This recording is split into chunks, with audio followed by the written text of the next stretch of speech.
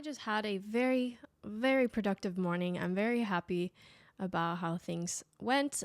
I got pretty much everything done that I had planned to get done. I wanted to get this episode recorded before I head out to school this afternoon.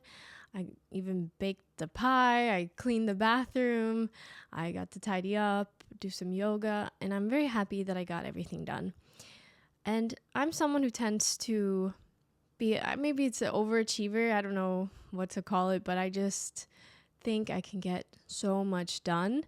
And often what happens is I don't get to everything, or I overshoot. I think, oh, I can do these 10 things, but then I only get 4 things done and I don't feel productive. I feel like, oh, I should have done more. I didn't do enough.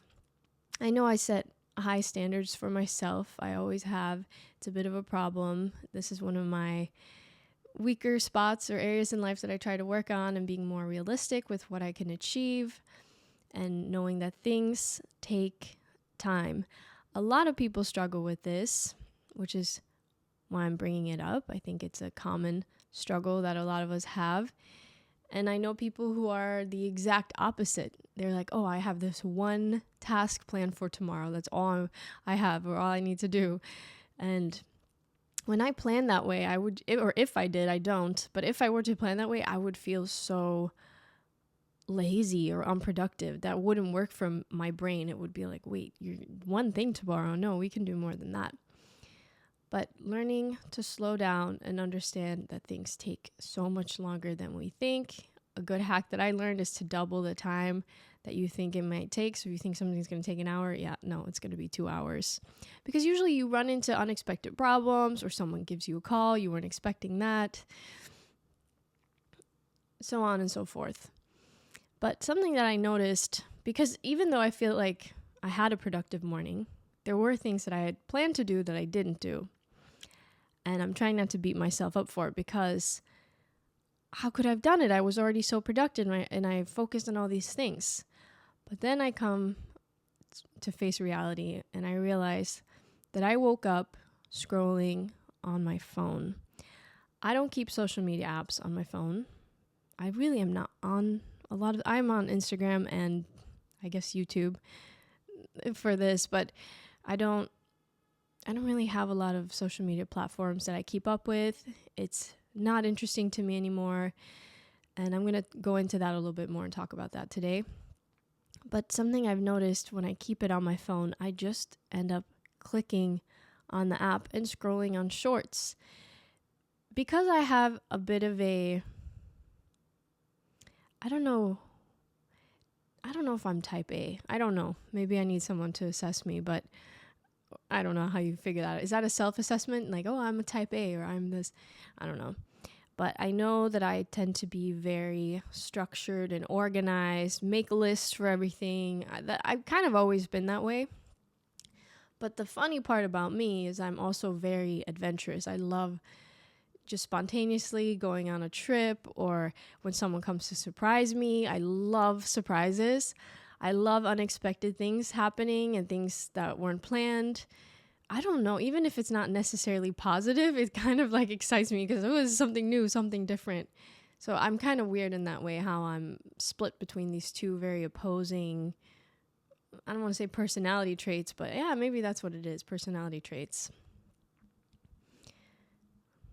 But when I have these social media apps on my phone, I realize how easy it is to keep scrolling, because I think my personality is that of, I got to complete this. I have a task. I'm very task oriented and this has to be completed. And there's no way to complete watching shorts. It just never ends. You keep scrolling and scrolling and scrolling, and it never ends. And I hate it. And every time I do it, even if it's 10 minutes, 15 minutes, an hour, usually it's not more than that, but that feels like forever. And it feels like so much time was wasted, and I always end up feeling like depleted almost. I almost feel like icky. I don't really know how else to describe the feeling, but it just feels like energy zapping. And then I start to realize, no wonder people are so drained of energy and they're struggling with depression and feeling lonely. All these things I think is a huge byproduct of the way we consume social media. Obviously, I'm not anti-social media. I'm on social media. I consume it. I partake in it. Obviously, I'm not anti-social media. I am someone who believes in balance between things, of course. So there's a way to overdo it, just like you can overdo anything. And that's the issue, is how we overconsume these apps. I'm talking about this topic today without much of a solution, or here's what I think you should do. Normally that's kind of the basis of a lot of the different topics that I do. It's like, here's what works for me, or this is my lived experience, or this is what I've learned. Maybe this will help you. I want to open this up as more of a discussion. I want to hear your thoughts. I mean, I always do this. I always want to hear people's thoughts. I love when people share their input and just share how their brain works, because our brains all work differently and we all have these brilliant solutions that we sit on thinking, oh, well, everybody else thinks the same as me, so why should I share? It's like, no, people don't think the same way as you do. You have to share your thoughts. You have to share what you think. It has value. So I want to know what your thoughts are on this, because my solution has kind of been just don't keep it on my phone. But recently, I've been trying to keep up with uploading shorts, and the easiest way to do that is through the YouTube app on my phone, which means that I have it on my phone, which means I start my day by opening it and start scrolling. And this morning, in the last 2-3 mornings, I've had the same issue now where I've gotten into this little habit of waking up and scrolling on my phone. I'm not a morning person, so I have to use any aid to help keep my eyes open. I hate mornings. I really do. I learned that the best thing to do is to sleep within a certain time frame and be consistent with that. Go to bed and wake up around the same time every day. That's the best way to get the best quality sleep, but also to stay in routine and make it easier to wake up and fall asleep. And I've found that to be very effective already. I've only been doing it for a few days. I've been trying to challenge myself, because normally I'll go to bed at 10 or anywhere between 10 p.m. or 4 a.m. or even 5 a.m. or I'll wake up between 5, 6 in the morning or 9, 10 in the morning. Like, it's just such a wide range for me in how I get sleep. So I've been trying to be more consistent with that, and that's been helping a lot with feeling rested when I wake up. And then we have the problem of me scrolling when I wake up, and I hate it. So this morning I think, well, that hour that I spent, I think maybe it wasn't an hour, but it felt like it, I could have gotten to other things that I needed to get done. That was time that I kind of wasted. And again, I'm not against it. So if it works for you and you're like, well, I like scrolling and it's fun for me, I enjoy it, then it's like, yeah, I think you should do it. If it's something you like, do it at the end of the day or at the beginning of the day or whenever. But when you're just kind of leaning on it as a crutch when you're bored, not so good. Yeah, I'm struggling with this. If you can't tell, this is a hard thing for me because I really don't like a lot of aspects of social media. And I've gotten to a point now where I don't even consume it in terms of my friends' content, I should say. I do, like I said, I definitely end up scrolling on shorts when I have the apps on my phone, and I don't like it. And it's designed that way. That's the frustrating thing. It's designed for you to keep going. But when you open the app, it also opens to the short part, at least for me. I don't know for other people, but either it's a home screen or it opens right to shorts, which I hate. So I always try to, why can't it open to my profile? I really wish there was a creator version of a lot of these social media platform apps. Like there should be a YouTube creator. Maybe there is. Maybe I'm just super old and I have no idea how this stuff works. But I wish there was an app specifically designed for just the creative aspect of posting. Or for posting, I should say, not for consuming. Because a lot of content is so bad that you come across. It just feels like no effort was put into it. It was thoughtless, or it was just like creating this fake scenario for views. You know what I'm talking about when people set up a camera and fake this bad incident or this thing that happened, this devastating thing, and it was just faked for views. And you just watch and you're like, oh, I could have done so much more with my time. But sometimes I like the things that I watch. Like I like when psychologists pop up, or just different intelligent people or someone who's really funny. Sometimes I really like people who actually put some effort into their content, and it pops up and I'm like, oh, okay, this is great. I'm glad I saw that. But a lot of the time it just feels like mindless stuff, and it's all kind of random. Like, I know there's an algorithm and they try to give you what it is you want to see, but for me sometimes I get the most random stuff and I'm like, why is this child lip syncing over this inappropriate audio in their bedroom? I don't know, I just see some weird stuff and I'm like, I shouldn't be seeing this, and this shouldn't even be online. Social media is a weird place. It really is. And I think the intended purpose of it when it first started was really cool or a way for people to connect and keep up with each other. And instead of having to text everybody or call or send a letter or whatever, you could just share.